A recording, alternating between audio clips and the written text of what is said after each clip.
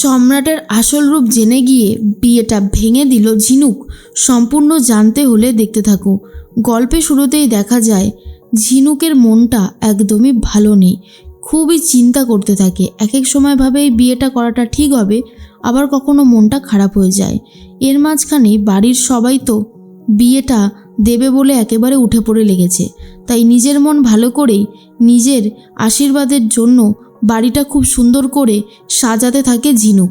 আর তখনই বড় বৌদি বলে, আজকে তোমার আশীর্বাদ আমরা সবাই মিলে সাজাচ্ছি, আর তুমি এখানে এসেছো সাজাতে, যাও আজকে নিজেকে খুব সুন্দর করে সাজাও, আমরা এই দিকটা করে নিচ্ছি।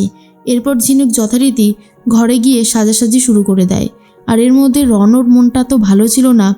রণও নিজেকে ঘরের মধ্যে আটকে রেখেছে। তাই দেখার পর মাসিমণি ভাবে যে ছেলেটা বাড়িতে আসলেই ছুটে ছুটে বেড়াতো, তার যে হঠাৎ করে কি হলো সেটাই যেন বুঝে উঠতে পারছি না। আর তখনই মাসিমণিকে ফোন করেছে রণর কিছু বন্ধুরা, আর বলে কাকিমা আপনি আমাদের চিনবেন না, আমরা রণর সাথে একই কলেজে থাকি, একই হোস্টেলেও থাকি, একই কলেজে পড়ি। একটা কথা বলার জন্যই ফোন করেছিলাম। রণ এখন ঠিক আছে তো? মাসিমণি বলে, আমি কিছু বুঝতে পারছি না। ঠিক থাকবে না কেন? ও তো বাড়িতে এসেছে, ঠিকই আছে, নিজেকে ঘরের মধ্যে একটু আটকে রেখেছে দেখলাম। তখনই বন্ধুরা বলে, আপনি ওখান থেকে ওকে বার করুন, ওর মনের অবস্থা একদমই ভালো নেই। আসলে ও একজনকে পাগলের মতন ভালোবাসে, কিন্তু সেই মেয়েটা ওকে না অন্য কাউকে বিয়ে করছে, এটা জানার পর থেকেই রণ কেমন যেন একটু হয়ে গেছে। সেজন্যই বললাম, ভালো মন্দ যদি কিছু একটা করে বসে, যদি ওকে একটু বোঝাতেন খুবই ভালো হতো। মাসিমণি বলে, ঠিক আছে, বলার জন্য অনেক ধন্যবাদ, দেখি আমার ছেলেটা আবার কি না করে বসলো। এরপরে রণকে ডাকাডাকি শুরু করে আর বলে, রণ কি হয়েছে তোর? তোর মুখটা দেখেই মনে হচ্ছে কিছু একটা হয়েছে। তুই কাকে ভালোবেসে ফেলেছিস রণ? তুই জানিস না এই বাড়িতে ভালোবাসা আর ভালোবেসে বিয়ে করাটা পাপের মধ্যে দেখা হয়। আমি জানিও না যে তোর মেশো জানতে পারলে কি কুরুক্ষেত্রটাই না হবে। এদিকে বাড়িটা তো খুব সুন্দর করে সাজানো হয়ে গেছে, নিজেও সেজেগুজে চলে এসেছে ঝিনুক, আর অপেক্ষা করতে থাকে কখন আসবে সম্রাট খাসনবিশ। আর অন্যদিকে সম্রাট খাসনবিশ লোকজনকে পাঠিয়ে দিয়েছে, সমস্ত গয়না ফলমূল থেকে শুরু করে তত্ত্ব সব কিছুই পাঠিয়ে দিয়েছে। যা দেখার পরেই সবাই বলে, মনে হচ্ছে যেন এখনই বিয়ের তত্ত্ব পাঠিয়েছে।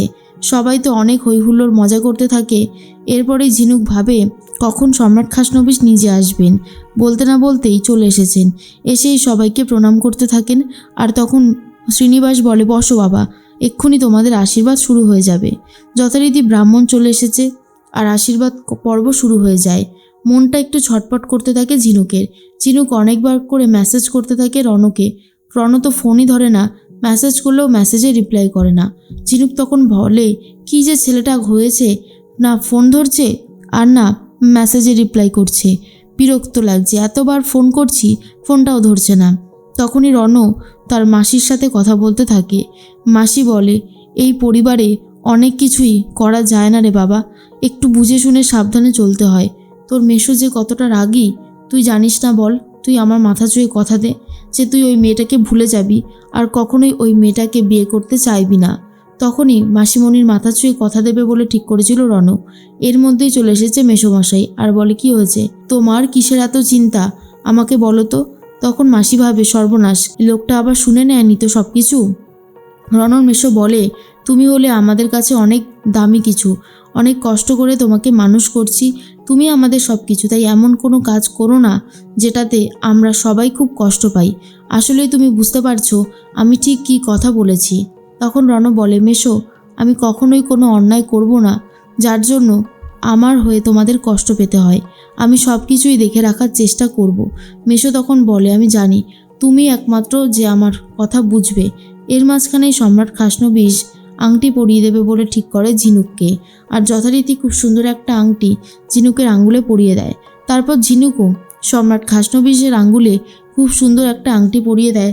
আর সম্রাট খাসনবিশ বলে, এই সব কিছুই অনেক সুন্দরভাবে মিটেছে আর সবটাই হয়েছে আপনাদের জন্য। কিন্তু শ্রীনিবাস বলে, তুমিও তো কিছু কম আয়োজন করনি বাবা, তুমিও অনেক কিছু করেছো। এবারে বিয়েটা ভালোই ভালোই হয়ে গেলেই সমস্ত কিছু ভালো হয়। সম্রাট খাসনবিশ বলে, খুব তাড়াতাড়ি আমাদের বিয়েটা হবে, আমিও আর ফেলে রাখতে চাইছি না। ঠাম্মি বলে তোমরা দুজনে অনেক অনেক খুশিতে থাকবে, সুখে থাকবে, এর থেকে ভালো আর কি হতে পারে, তাই না? কিন্তু সম্রাটের এতটাই সব কিছু নিখুঁত, যেখানে এতটা পারফেক্ট, সেখানে ঝিনুক ভাবে সব কিছু আমি ঠিকভাবে রাখতে পারবো তো? কেন জানি না মনের ভেতরে একটা নার্ভাসনেস কাজ করছে, বুঝতে পারছি না কি করব। এদিকে রণ ঝিনুকের জন্য খুবই কষ্ট পেতে থাকে, তবুও সেটা বাড়ির কাউকে বুঝতে পর্যন্ত দেয় না। তখনই ঝিনুক ভাবে এতবার করে রণকে ফোন করলাম, মেসেজ করলাম, কই রণ তো কোনো কিছুর উত্তরও দিল না আর ফোনও ধরলো না। এই বলেই একটু অভিমান করতে থাকে রণর ওপরে। এর মাঝখানেই কমলার মনটা খুব একটা ভালো নেই। তখনই শ্রীনিবাস বলে, কি হয়েছে বলো তো, তুমি কি নিয়ে এত টেনশন করছো, আমাকে খুলে বলো। কমলা কি বলবে বুঝতে পারছে না। আসলেই তার এক মেয়ে সারা দিন রাত চোখের জল ফেলে চলেছে, আর আরেকজন নতুন করে সংসার শুরু করবে, এটা ভেবেই কমলার একটু ভয় লাগতে থাকে। এর মাঝখানে ঝিনুকও সম্রাট খাসনবিশকে দেখে ভয় পায় আর বলে, লোকটা তো খুবই সাজানো গোছানো, একদম পারফেক্ট। আমি কি এরকম পারফেক্ট হতে পারবো? আচ্ছা যদি কোনো ভুল করে ফেলি তাহলে কি হবে? এই সমস্তটাই ভাবছিল, আর এটা ভাবছিল যে কিভাবে সব কিছু ম্যানেজ করবে। পল্লবীকে ডেকে নিজের মনের কথা বলতে শুরু করে ঝিনুক আর বলে, দিদি আমার খুব নার্ভাসনেস কাজ করছে। আমার না সম্রাট খাসনবিশকে একবার মনে হচ্ছিল খুব ভালো, আবার মনে হচ্ছিল খুবই একা সেরে টাইপের। আচ্ছা উনি আমাকে ভালোবাসতে পারবেন তো, নাকি এটা কোনো একটা অন্য রকমের চাল? এরপরে ঝিনুকের কথা শুনে পল্লবী বলে, তুই এসব থামাবি? কি সমস্ত কথা বলছিস বলতো? এ সমস্ত কথা বলিস না, উনি নিশ্চয়ই তোকে খুব ভালো রাখবেন। কিন্তু দিনের শেষে ঝিনুকের মনের মধ্যে সন্দেহর তীর বাসা বাঁধে, আর সন্দেহ করতে থাকে সম্রাট খাসনবিশকে। কিন্তু তবুও যেহেতু এঙ্গেজমেন্ট হয়ে গেছে, তাই সেভাবে আর তেমন কিছু করতে পারছে না ঝিনুক, কিন্তু মনের মধ্যে একটা ভয় থেকেই যাচ্ছে।